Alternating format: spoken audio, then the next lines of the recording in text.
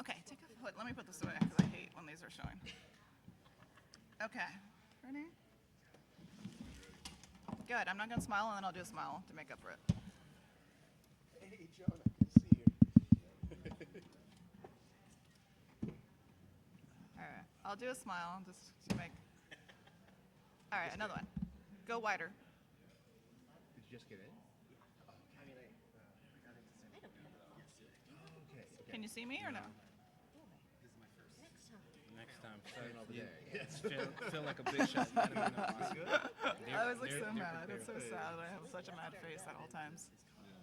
You've never been to Comic-Con? Is there a good one of my mad faces? Oh, wow. Okay, yeah, it's exciting. No. It's kind of overwhelming. It is All right, yeah. yeah. There's I'll do two and then I'll smile on the last one. too around, like not even outside the convention. There's so many different like things around town that are just. Like a line, like people are trying to get into Petco Park for something, and I was like, well, what's going on here? I think it's for Super 7's Godzilla station thing. Maybe that's There what you it is. go. I passed by My it too. sad I was smile. Okay, I'll do the smiling ones. It's kind of like, Please tell me to do smiley ones. you know, I walk around the office and there's just like lines of people lined up for like God knows what. Yeah, Store, totally. and it's like, Go what? It's Comic-Con. Here we are. Yeah. You don't have to. Yeah. Why? And so I'll just only talk to you. There's nobody. This afternoon and tonight the yeah, panel. I'm going to the Eisners, of course. You're going to the Eisners, of course. And Yeah. then tomorrow I have a panel. Congratulations, by the way. Excited. That's so cool. Yeah. Nominated to hear your, well, I'm going to be on for you the whole day, so it's awesome. Hey. Yeah, good luck with this. I made, there's the graphics panel. Yes. Yes, for me. Wonderful. I can only project what you give me. So you're outside voices, please. Thank you. Feel free to grab the mic, bring it right up, talk into it. It's easier to turn you down than it is to turn you up. Got it. And as long as you can hear yourself in the speakers, the audience can hear you too. Okay. Thank you. Hi, Dora.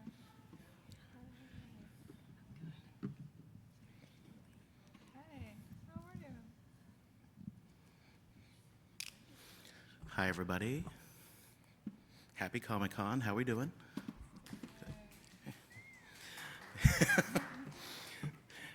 Well, if you are here for graphic novel versus manga, you're in the right place. If you're not here for that, welcome anyway, and I hope you stay. So I'm going to do a few little logistics things, and then we'll dive right in. My name is Matthew No. I am a collection management librarian at Harvard Medical School, and my comics connection is I'm on the board for the Graphic Medicine International Collective, where our mission is to incorporate comics into all aspects of health and medicine. We are here as part of a Children's Book Council programming. The Children's Book Council is a nonprofit trade association that represents 140 publishers all across North America. They coordinate a variety of book awards, curate free reading lists and educational resources for teachers, librarians, booksellers, and families. They fight against book bans, and they partner with national organizations to foster a lifelong love of reading. The CBC's Graphic Novel Committee advocates for graphic novels, manga, manhwa, and related formats as powerful tools for literacy. Whether used in the classroom or at home, the committee works to ensure these visual formats are recognized and respected as meaningful literary works. It also remains dedicated to uplifting and celebrating the voices of BIPOC and LGBTQIA+ authors and illustrators. So yay Children's Book Council, yay fighting back against book bans and elevating everybody. So now we're going to dive right in, right? So I'm going to ask all of you to introduce yourselves, because you can do that better than I could ever do. And we'll start here with you, Dora. Hello, everyone. My name is Dora, and I'm the creator of Pocket Peaches, which is a kids graphic novel series. It focuses on these little animal characters and their friendships and day-to-day lives. I have 2 graphic novels out and 1 coloring book, and I'm working on my 3rd one. Awesome.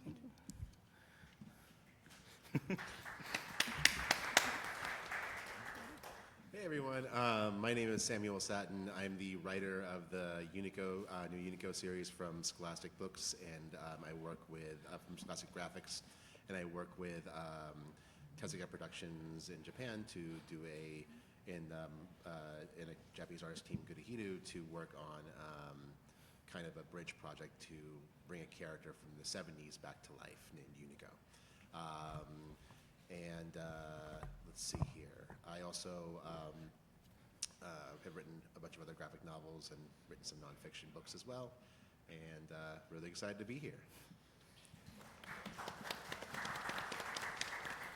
Good morning, everyone. My name is Kayden Phoenix. I wrote and created Latina Superheroes, Volume 1. So those are two stories, two different origin stories of different Latinas within Latina diaspora. So Jalisco is my dancer from Mexico, and Santa is my Texan girl that takes on ice. These are all origin stories of complete characters, all Latina artists as well, and it's just the first of the 3 books published by Andrew McMeel.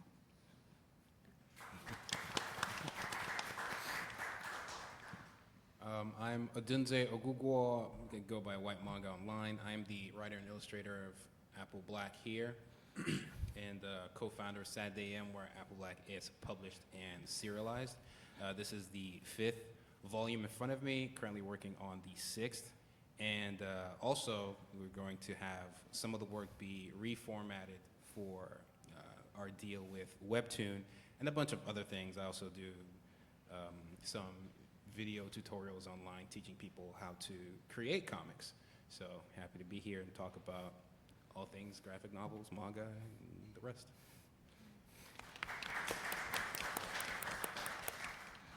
So hi, I'm Ursula Murray Husted. This is the new one. I'm a graphic novelist, which just is a cartoonist wearing a fancy scarf. And it's set in 1482, and it's about a girl who wants to be a painter, and it's very hard to do that in Florence. Not so in Bologna, but in Florence, 1482. Anyway, she has a dog that eats everything, and she wins in the end.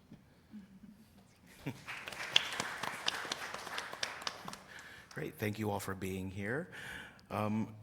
Just since we're talking about your books a little bit, I'd like to hear a little more, right? So each of these books feels like it has some kind of unique origin story to me. As I was reading them all, I was like, why this story? Why are you choosing to tell this one now? So Ursula, I'd love to hear, we'll start with you and come back this way. Why this story? So part of the reason why I like writing for pre-teenagers is that 11 is the age of obsession. An 11-year-old will learn everything about something they're into, and I never left that intellectual stage of development. So when I was finishing up Cat's story, which was the book before, it's sort of a book about the meaning of life and cats and art history, I did a big double spread of Primavera, and I spent about 2.5 weeks looking at Primavera, and I'm like, I'm interested in Botticelli. And then I started getting interested in egg tempera. Did you know that egg tempera doesn't dry, it polymerizes? It goes through a whole protein structure. So anyway, I started reading and reading and reading and reading and reading and reading, and I started coming across all of these women's names, and I'm like, but wait. In my undergraduate, I was told that I couldn't be a painter, I would have to be a chicken girl. Let me go back and check. So I went back to 20 years of art history notes, and I found a teeny tiny little cranky girl sketch of a girl holding chickens going, I want to be an artist. And I went, oh, I'm a grown-up now, I can tell this story. So I did. That's awesome. Growing up, I was always into this kind of shonen manga content, so I always wanted to create something of a similar ilk. But with my own take on it, execution-wise, while exploring certain themes of freedom, forgiveness, nothing too preachy, but a little bit evangelical, a little bit. Yeah. But I wanted to explore that, which I thought was one rare in what I saw, but while at the same time having fun with that shonen, action-based energy, and while also exploring different cultures, different themes, different mythologies, stuff that we at Saturday AM feel is less represented in anime, manga, and the like, while having fun. And I think, for the most part, we're able to achieve that. And so this follows, it's kind of like a sorcery-based series. It follows Sano, who is supposed to be this chosen one type figure, but he has visions that point to him potentially being quite the opposite. And I like to explore that. And he's a good kid, and throughout the story, you kind of follow him as he struggles with these visions. It's a world of magic, even though I don't use that term, sorcery, all of that, reimagining certain things. The way, say, a wand in a Harry Potter would be like the little tiny stick. Here, it could be, say, your cigarette, and he battles in smoke, and smoke is what you use to, kick A55. And, or a guitar could be your wand, or a pair of dice, and maybe your sorcery is based on luck or something. And I just like to have, if you're a fan of shonen manga from the 2010s, potentially this would be up your alley.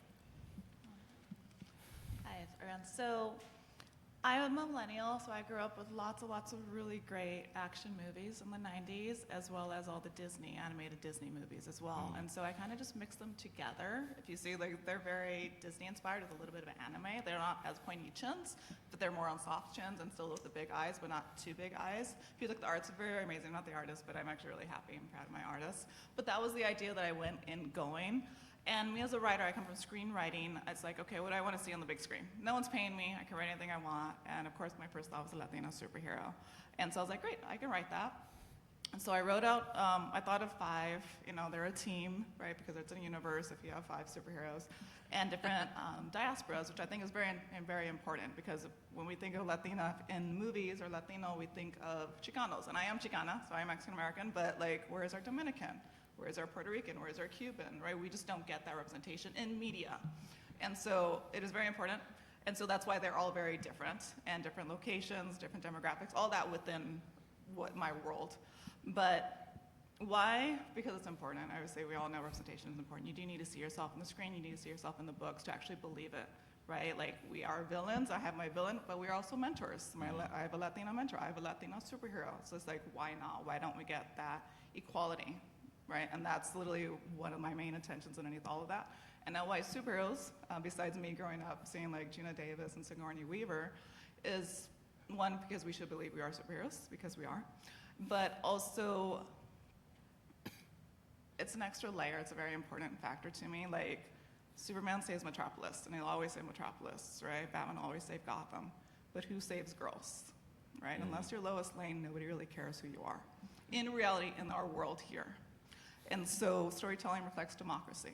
And that's something that I learned as a storyteller, as a writer, as a screenwriter. And same thing, we don't get saved, unfortunately. So these are all social justices. These are all things that girls go and save. Jalisco is my Mexican, and she saves the girls from the femicide, right? Because that is a very important thing that's been going on since the 70s, and it's still continuing. And it's all over Latin America, but I just chose Mexico. Santa takes on ICE, and she saves the people in the detention centers. And this I wrote a couple years ago. Unfortunately, it's very, very relevant. I wish it wasn't. But same thing, they're all very important issues that are predominantly towards females that gets no attention, and it's very unfortunate. And so that's an extra layer of the superheroes, females saving females. Yeah. Cool. So probably, which is probably no surprise, I grew up really into anime and manga, but actually not really manga, because there wasn't a lot of manga around when I was growing up, but there was a lot of anime, so I really got into that early.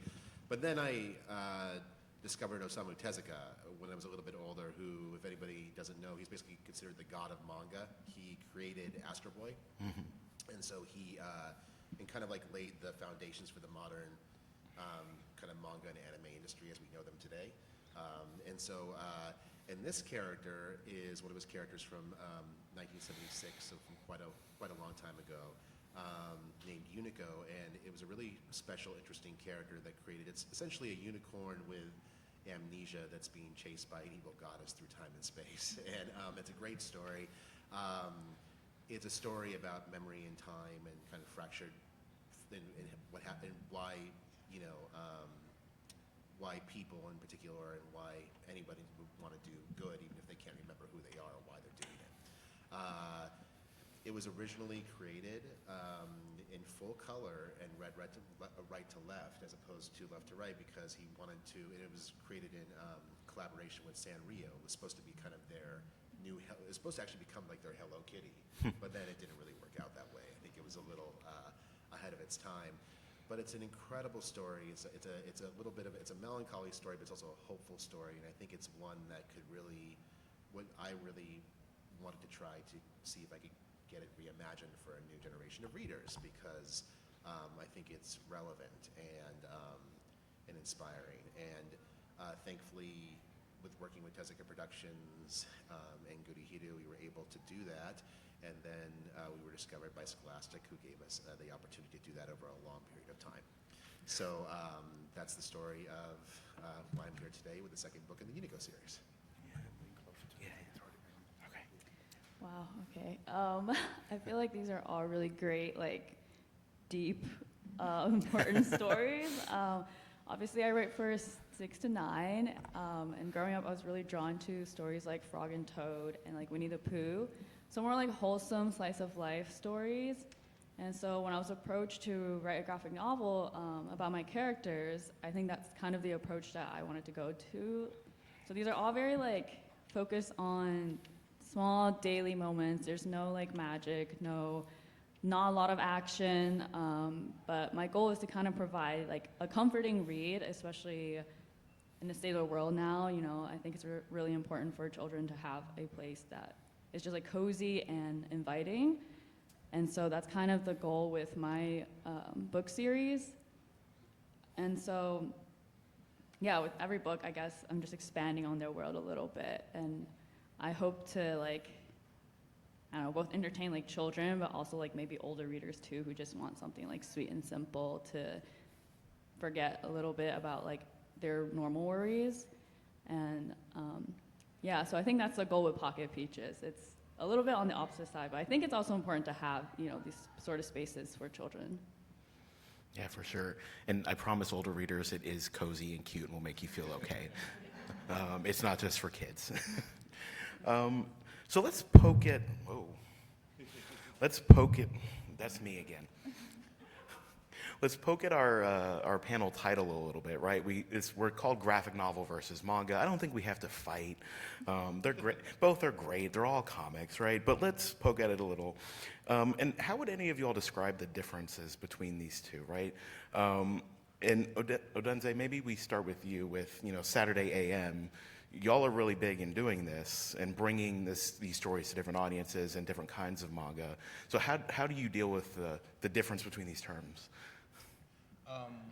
I think, starting off, I understand the nuance in why we even have the separate terms. I could go on and on as to why we're here and how manga was marketed to get to this point and why we separate it and how it has its own section in the Barnes & Noble and whatever. But like you said, ultimately, they're the same, right? They're manga, it's comics. But I understand that when you say manga now, you're really just referring to, most times, you're referring to comics that originate from Japan.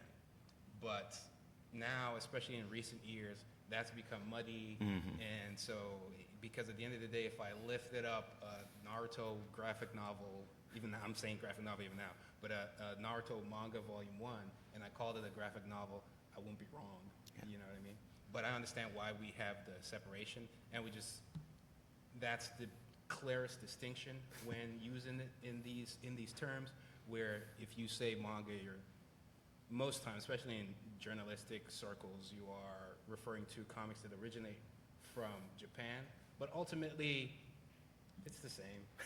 It's the same, and what matters usually is you telling a good story, like what's actually happening, what does it mean, what's the message behind it, and things like that, versus the terms that you're using to refer to them. Yeah. Absolutely, and what's more important than the country of origin is the format that the work is created, distributed, and read in. So that volume 1 is a tankobon, so it is a collected version of comics that have been published 15 to 20 pages at a time every 2 weeks in a comic magazine in Japan. And so if you are working with your small group of assistants and you are cranking out this number of pages, you are going to have a stylistic and story structure difference than you are me, who's sitting in my teeny tiny little room for 3 years and then says, I made something, right? There is going to be a difference, and it's not a difference of quality, it's a difference of structure and format. We think of Tintin, those are the bande dessinée. They are things that are published in A4, so they're very large. If you are a librarian and you've got the little Tintin guys from the 80s and you're like, nobody can read this. Yeah, they're supposed to be that big, right? So that's why there are that many panels on it. It really depends on the structure more than the country of origin. And of course, there's culture and natural flavor too, but comics is the universal language, so how it's published matters. Yeah, ultimately, at the end of the day, picture is telling the story, but you're 100% right. You have magazines out there in Japan that release weekly, twice a week, monthly, and all kinds of forms. And like you said, culture is a part of it. You know, the reading orientation is tied to where it's from. You know, a lot of times maybe people would like to separate them also with that reading orientation, but that has more to do with, again, where it's being published and their way of doing things and the frequency of the comics themselves. It's also a little bit culture where it's all about getting the content and the quality story-wise and consistency with it, and versus maybe other places in the West might be focused a little bit more, still focused on that as well, because there's some really good comics, graphic novels everywhere, but maybe a little bit more focused on, you know, making sure there's color, making sure there's all these things, and the print and all of that is tip-top, whereas maybe they might not care about that as much in East Asia. So it's a factor of things that is tied to everything you mentioned, as well as culture, but ultimately, I think it's all comics. To me, manga is actually more fun. I know I'm a graphic novel person, but manga is a lot more fun because of the leniency, right? Like, and they have more fun with it. And I say that because in graphic novels, you don't see people with heart eyes, like hearts in their eyes, right? You don't see things with like swirls when they're getting like dizzy, right? They have a lot more fun with the art. They're way more imaginative. We're very structured, I think, as Americans, and it's true, I am. I do like a begin, middle, end, you know, I like everything clean, but manga is very, very fun in that sense. You read it backwards, right? That's fine. That's how it goes, and that's totally. It's a fun. Also, it's an easy read once you learn it to read it for us, right to left. But they have a lot more fun with the stories, is what I realized. They don't necessarily care as much on the arts, says me, but they do. Same thing. They do all this extra emotional. They're way more emotional, right? They're way more like soap opera-y than compared to ours. And I appreciate that. I think it's a very fun style. It is lighthearted. They obviously do crazy action and all these really amazing moves, but they don't take themselves seriously, and I think that's a really nice feature as a manga. I have to do the librarian thing and plug the iconography you were talking about. There's a great manga guide to iconography out there. I think Udon published it. If you're ever struggling to learn what all those little emojis popping out of people's heads and things are, it explains the origins. Cool. Yeah, for me, it's kind of it's a tough conversation because it's a little bit of it's a little bit of gray area, because I do think in some parts it's formatting and it's style and it's stylized. It's how you draw. It's how you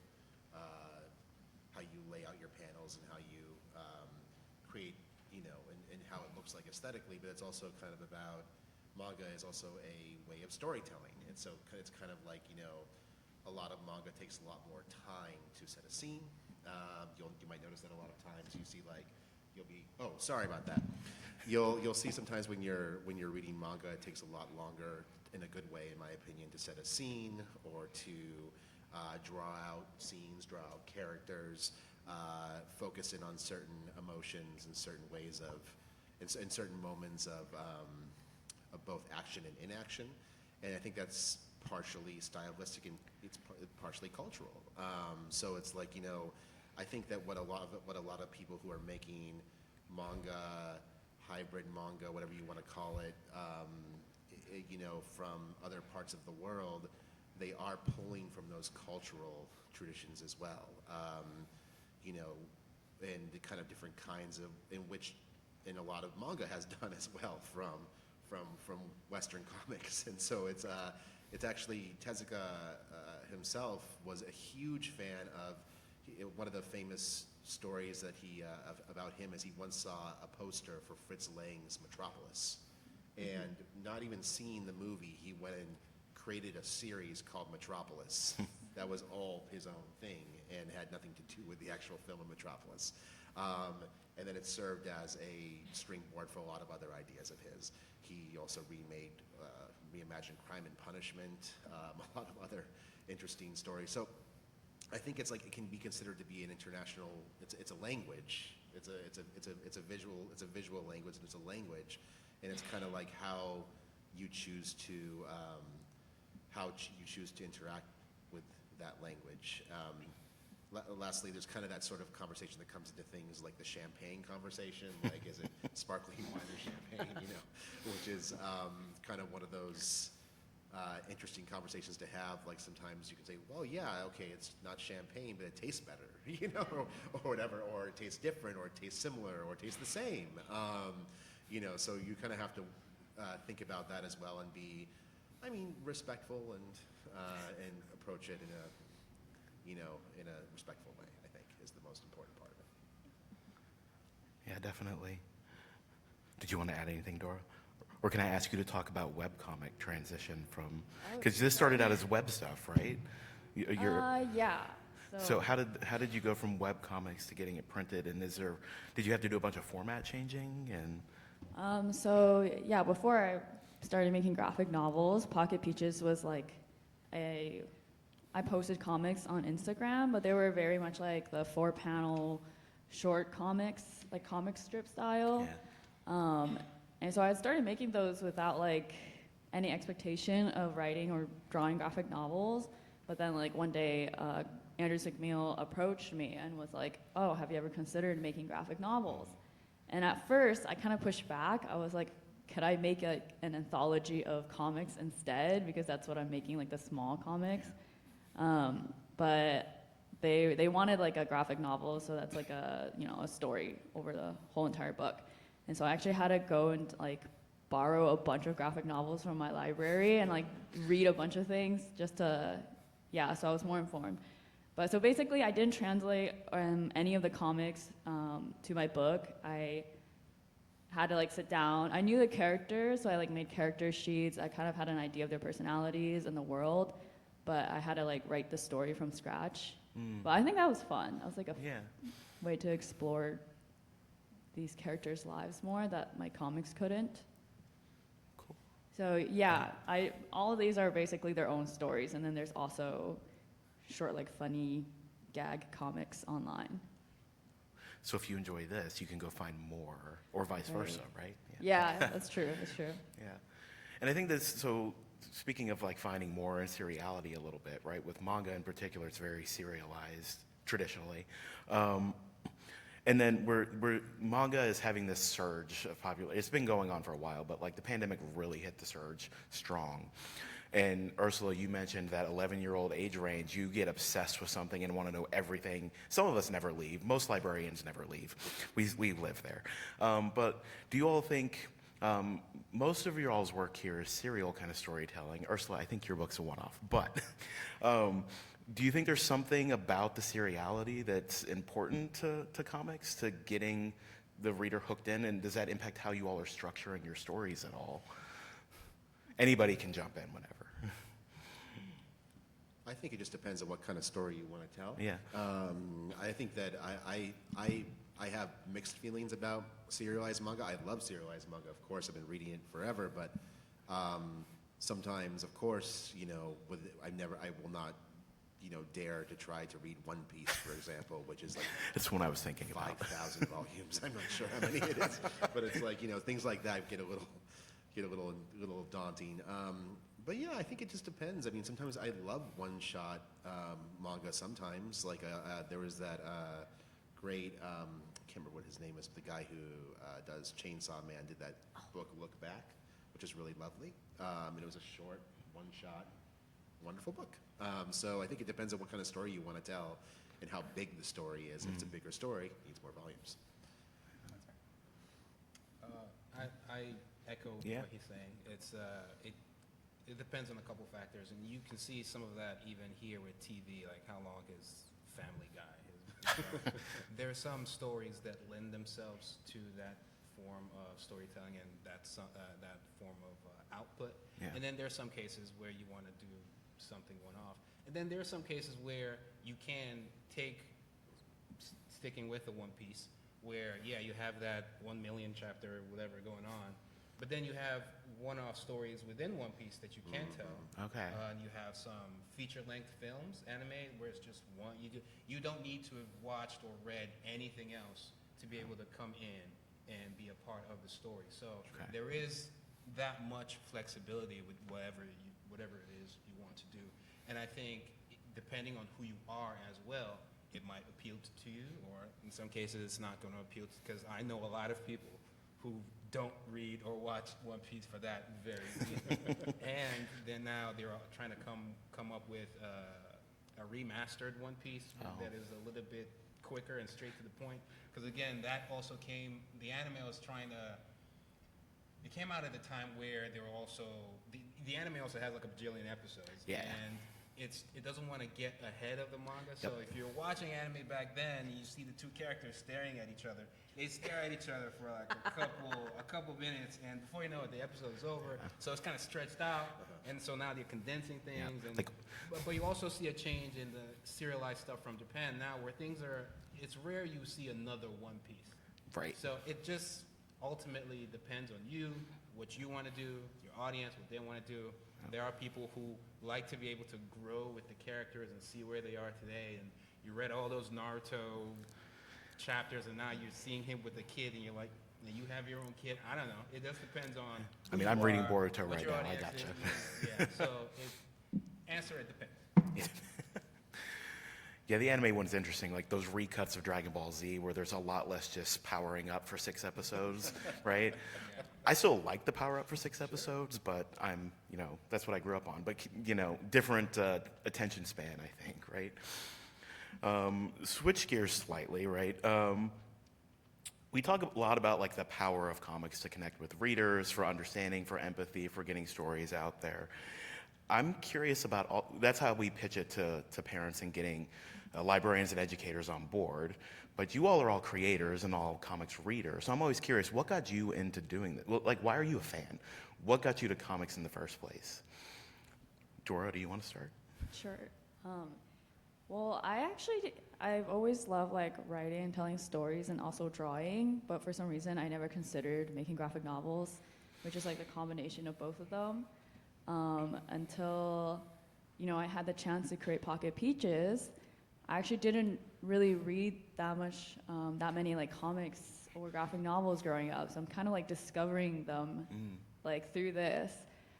Because after this, I was like, wow, I love graphic novels because they're like this blend of using both like art and words to tell the story, and you can't really they kind of play off of each other, like the structure of a page where you put the text, or sometimes don't use text at all.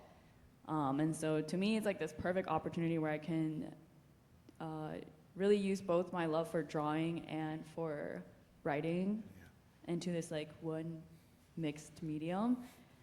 And so now I'm like reading a bunch of like children's graphic novels and like YA graphic novels and adult graphic novels, and I'm like, wow, I can't believe I've never read these before. But yeah, I like them because they use both like art and text to tell a story, which is like both up my alley. So yeah. Great. Yeah. Sam? I started as a prose novelist, so I started kind of working a long time ago, like 15 years ago.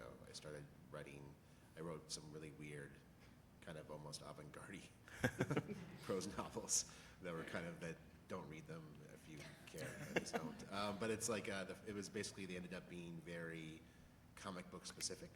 I grew up reading comics ever since I can remember. I was into reading comics. I was at the comic shop as much as I possibly could be growing up.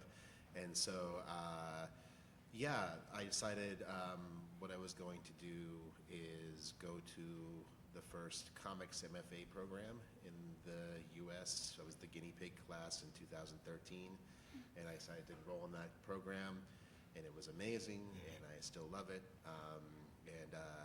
I ended up first drawing my own comics and learning how hard they are to make,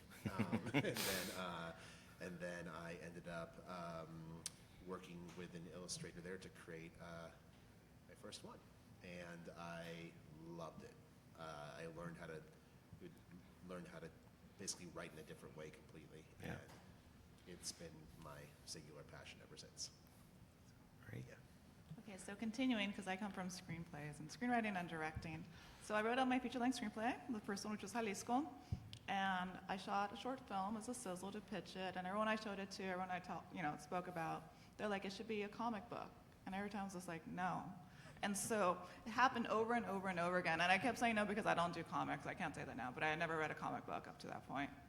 This is like 5 years ago. And so everyone said it, and I was like, okay, Truth by Consensus says that it used to be a comic book. And so I I looked it up. Okay, comic book versus graphic novel, right? Which one made more sense as a business for myself, right? And so you can have 6 floppies or like 6 little comics, or I can just have one of my 6 comics put together and it's called a graphic novel. And so business-wise, it made more sense to just have one printing of it and someone buys it for X amount as opposed to $3 each time, right? And so I wrote it, I went and got my artist and all that extra stuff, because same thing, directing, I also produced short films. It's the same thing, it's a collaboration. It's just a different form of collaboration. And so instead of like a gaffer and a grip and a first AC, I have my pencil ink color letter, right? And so I had to research all that, I learned, and it's just a collaboration. It's the same idea. At the end of the day, it's still storytelling.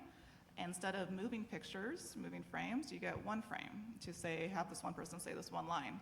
And you're like, okay, as a director, what's the best frame, right? Is it a close-up? Is it a profile? Is it a wide shot, right? And so same thing, that was me as a director. It was actually worked out really nicely. So I did a very soft stick figure storyboard, so I can give to the artist, so we know how many X amount of pages, how much they get contracted for, all that extra stuff. And so that's why I made it into a graphic novel, is because people thought it was cool to be a comic book, and it did really well. And so I continued with the other ones. And that's the process there. That's how I came along doing graphic novels. Yeah. I grew up as a kid, and I grew up in Nigeria, so we still have a lot of power outage issues, and I'd be playing, I don't know, Super Nintendo, Street Fighter, whatever, and then the lights would go out. No.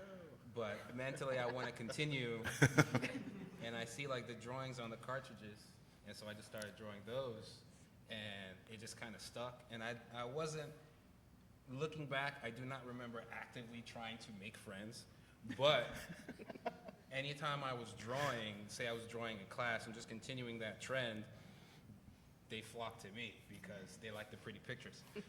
Even though, you know, I got better over time, but still nobody else was doing that.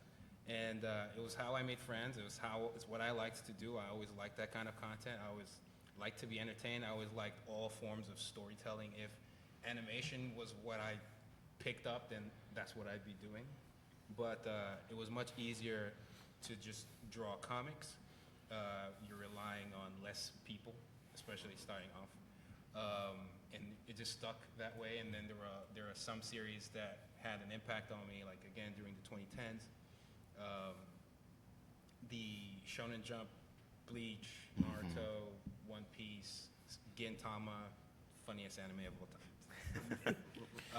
Series like that impacted me and pushed me towards that. Prior to that, I still liked a lot of the stuff from the West as well, Spider-Man, Superman, all that. But prior to that, just learning about Japanese comics and the process and how they come together, and that linear mind, putting all the pieces, versus, you know, being overwhelmed walking into a comic book store and seeing like 5 different Superman, Spider-Man, Wolverine, different versions. Just the idea of just one was appealing to me. And then also some of the ideas and themes were very complex while still being fun, like you mentioned, where you'd have someone like a Luffy who has similar powers to like Mr. Fantastic, but uses his abilities in ways that are just drastically different. and that kind of storytelling, that kind of layered powers, and just being able to even teach a course in how the world building is structured and why it is the way it is, and that hard magic and all of that appealed to me. And I just kept going down that trajectory and just learning and learning. I used to write fan fiction and put online, and got some positive feedback off of that, so built some confidence from that. And then eventually I started to write my own stuff and learn and, you know, put stuff out there in the art community, even teach, like I mentioned, how to do some of the stuff, documenting the things that work for me, documenting things that don't. And that audience also gave back. We're building community, so they also gave back in support, and it just kind of avalanche just rolled, and here we are, you know. And we have the 5th book in my series, working on the 6th, and we're still firing through. Awesome. So I'm a 3rd generation nerd on my father's side. So he would bring back Euro comics, and we spent a long time going through each panel. Uncle Scrooge taught me how to read. And so obsessed with comics, obsessed with anything that I could read or pick up. And once I got to be a teenager, I realized at my local library, on a shelf way in the back, there were independent comics from the 60s and 70s, and they were dirty. And I was 14, and this was like, this is amazing. And so I read everything that I could find. And then I got really obsessed. I get obsessed with a lot of things. I got really obsessed with manga, and so I started teaching myself to read Japanese. And I was like, okay, but I drew all the time, and I wrote all the time, and I was terrified because I didn't want anybody looking at me. I still don't. Actually, hi, everybody. Everyone turn away. And so I really loved stories, and I loved the experience of building stories with other people, and I thought, I'm gonna go to college and be a stage manager. And so I went to college to be a stage manager, and I don't like actors, because they ruin everything. They move around. They change the script. They forget the lines. And so I'm drawing, and I'm in this program, and I'm a stage manager, and there's this terrible play, and I'm so sorry if you like it. I forget the name. I don't, but I'm not gonna say it because somebody's recording me. And it's about people dying slowly in the Arctic, and there was a line, his toes came off in the boot, and I'm sitting here and I'm drawing it, and just like you, I got a head pat, where the guy sitting next to me on the whiteboard went, that's funny, and I went, oh my God, I'm good at something. So I changed over to the graphic design department, but I still didn't feel confident enough to be a comic artist full time, and I was still drawing, and then I got my MFA in comics from the Minneapolis College of Art and Design, and I still didn't think I was good enough. And then I got my PhD from the University of Minnesota in visual semiotics, and I still didn't think I was good enough. And I had started the comics program at the University of Wisconsin Stout, where I taught for 10 years, and I taught comics, and I loved them. I vampired off of them, and I still didn't think I was good enough to be a full-time comic artist. And then a friend of mine said, Ursula, can you just draw comics? And so that's what I'm doing now. That's awesome. Thank you all for all of that. Origin stories are fun. So I could keep asking questions forever, but I want to see if anyone here has questions for any of our creators. Any burning questions you want to ask?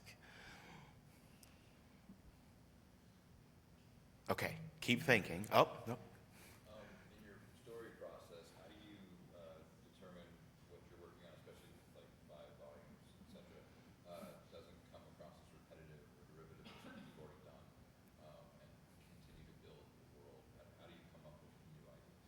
So the question's kind of about world building and mapping out these stories. How do you make sure that as you're telling serialized storytelling, you're not repeating and things aren't just popping up over and over again in a way that can get confusing or annoying, I think?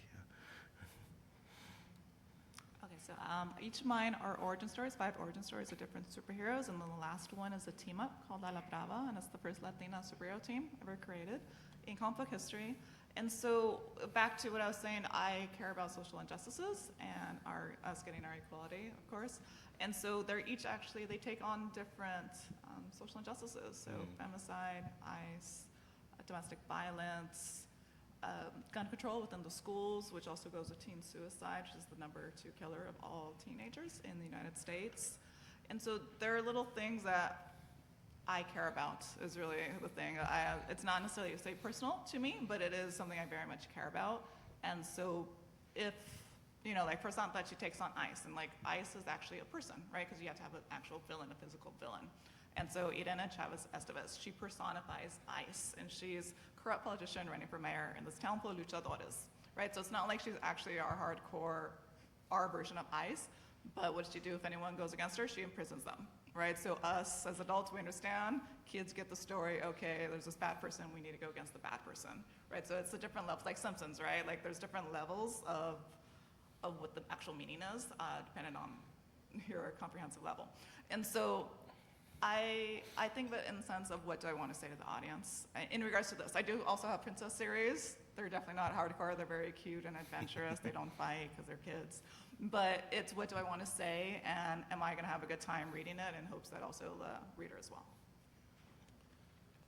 Yeah, I could say that for my part, a big part of it is just making sure that you work everything out beforehand. So I have a summary for each of the books that's going to be coming out in the series, and it's pretty comprehensive, and I worked through it and submitted to the editors and, worked through that and kind of reworked it. And, it's been pretty ironed out by this point.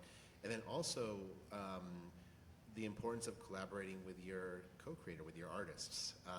So for example, like I work with, Gurihiru and we sit down with every single book and we talk about, what this book is doing and how, if there's anything that is repetitive or is different. So for example, they called out a couple of things like, well, this seems a little bit similar to what happened with this character in this volume. And I was like, oh, you're so right. And then we ended up working through it and finding a better solution.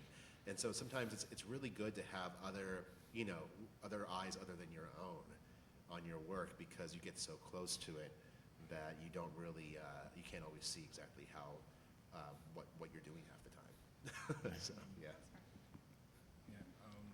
I'm not echoing everything that's been mentioned already without saying it again. Other artists, editors, it's kind of their job in some cases. But generally, I'm not too afraid of, say, doing ideas that, or at least recreating certain themes of things that I've seen from other content, because ultimately, the way I see things, a lot of stuff has been done before, right? You look at the idea of, say, Dragon Ball is very different from One Piece. I know I'm using these popular series just to get my point across, but Dragon Ball is very different from One Piece, right? But in Dragon Ball, you have these quote-unquote power-ups.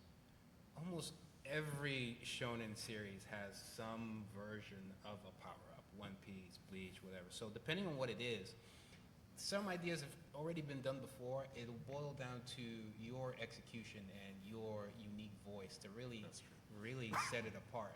So yes, you don't want to copy what's out there, but you also want to be cognizant of like the idea of, what makes it different, what's your spin on it, and not being too afraid of it, because then sometimes you might walk your way out of a good idea. So just basically heighten your awareness for things like that. And then also mapping stuff out. So this is, even though this is the 5th book, certain series, my books are kind of like, if you think of it like a TV show with seasons, I would say the first 4 are kind of one season, and I kind of have everything mapped out. The further out I am, the less detailed it is, but I kind of have an idea of what each season is going, which would be around anywhere from 1 to 4 books for each season, if I'm lucky enough to pull it off. But I have everything mapped out, and I know what I'm going to tackle with each season. And that way, I'm already at least taking a step back and looking at everything as a whole and looking at each season. I already know that it's going to be different for X, Y, and Z reasons. So also taking a step back to plan, and like you said, having other eyes on the content and make sure that it's fresh. And then also being honest with yourself and what's out there and what's your unique voice? What are you trying to tell? What makes this execution different from everything else? I think, that will build confidence and head you in the right direction. Great. Thank you all. All right, so one last question for you all before we run off. Before you all run at the end of this, know that all of these creators will be out there signing on the terrace, and you can buy books to support the library, so think about that. But as we wrap up, I'm curious, 2 things real quick from each of you. A different book than your own that you're really excited about reading right now, if you can share, and is there anything you're working on right now that you can share that you haven't told us yet? Dora? So one of the comics or graphic novels that I'm reading right now, which I'm excited about, is We're like Beneath the Trees Where Nobody Sees. If you guys haven't heard of it, it's like drawn in this very cute storybook style, but the premise is like these little animals in a town, and one of them is like, the main character is like a serial killer. And so it's like this cute little brown bear, but she actually kills other people. And she only has one rule, which is like, don't kill the locals. And then so like one day a local dies and she's like, oh, there's an opposing serial killer in town. And so she doesn't want to get framed for it, so she has to kind of like, get to the bottom of this other new serial killer. But I think it's very cute because it's like such an interesting juxtaposition. And are we doing both questions at the same time? Yes, please. And then another project I'm working on I'm working on a third book of this, but I'm also working on a YA contemporary graphic novel. So I'm very excited about that, because even though I love writing for kids, I think it'll be an interesting opportunity to write for like a slightly older audience and get to explore different styles for art as well. Yeah. So yeah, I'm excited about that. And you guys should check out the other comic, Beneath the Trees. Yeah. Thanks. Sam? Yeah, I'm reading, right now I'm actually reading the old A. Milne's Winnie the Pooh books. So those are really good. I'm rereading all of those, and I'm also reading consecutively something completely different, which is Thunder 3, a new manga series from Viz that I'm really just loving big time. It's about 3 kids who end up in a different world where they're drawn cartoon manga characters, but they're in a non, manga, but also manga world. It's really fascinating. It's really well done. And as far as what I'm working on, I am finishing up a script for Unico Book 4, and working on a few things I can't really talk about at the moment. Secrets. Yeah. Awesome. Thanks. Yeah. I'm more on the business side, so I read more business books. I read comics and graphic novels because I kind of had to do research. But otherwise, I am reading genres. It's a storytelling type book. In regards to story, not necessarily story structure and format, because that's Arrow's journey, but pretty much stories and how everything, it's a very fun, I'm not going to describe it and mess it up, but it's more into screenwriting and just storytelling in general. It's the genre stories. And then what I am working on is screenplays as of right now, because I think all my graphic novels are done for now, at least. And it's a family of Grim Reapers. It's called The Grims. It's a family of Grim Reapers, very YA, because I'm living in YA space right now. And our 16-year-old's going to have her Sattin, which is like her quinceañera or sweet 16. And so she has to kill somebody. And all these Grim Reapers are living here among us, like at the exact same time, but they still need to take out particular people to become part of Death Amity, which is like their world. And so it's fun. I'm having fun. It's very lighthearted in that sense. Yeah. I'll start with the projects.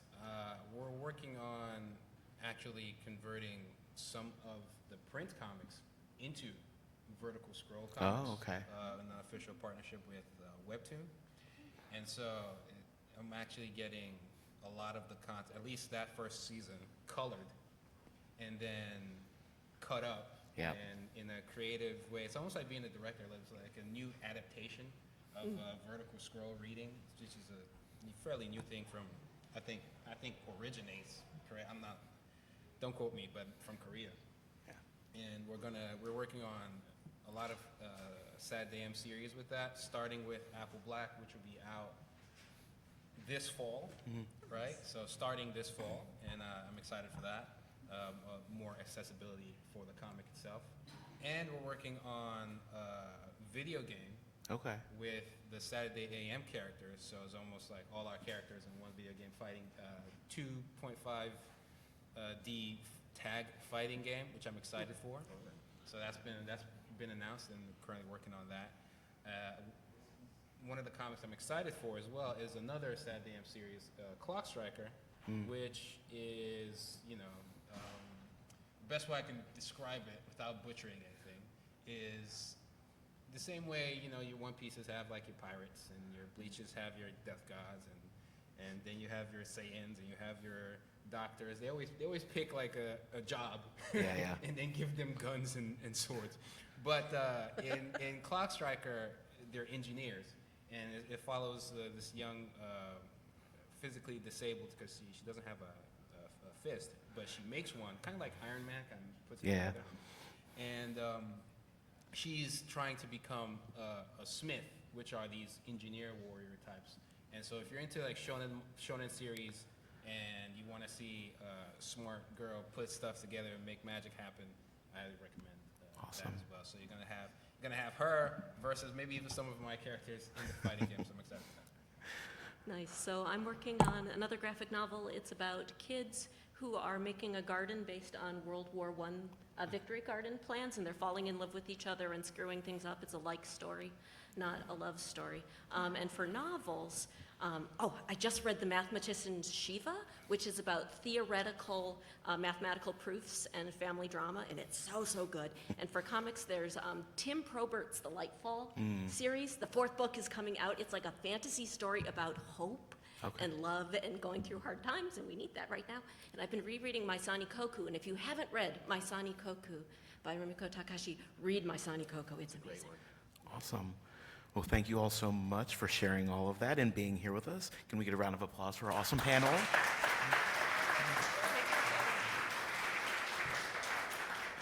This is where you can find everybody online. You all have a great con, and go get books.